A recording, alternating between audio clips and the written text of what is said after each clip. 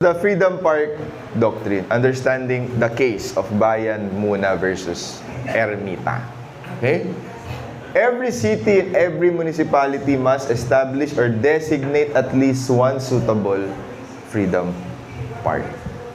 So the default rule, if ang isang LGU ay walang freedom park, all public parks and plazas in that city are deemed to be freedom parks. Okay? So in cities without a specific ordinance, no permit is required, okay, for rallies in any public park or place. So kung nag-rally sila sa plaza, napakadami nila. For example, mga bata, mga kabataan, nag-rally sila doon. Hindi mo pwedeng hingan ng permit pag nasa Freedom Park, pag nasa plaza, or public park na walang designation of a Freedom Park. Okay? So the timeline here is that the mayor must act within 2 working days. Okay? No action, permit is granted.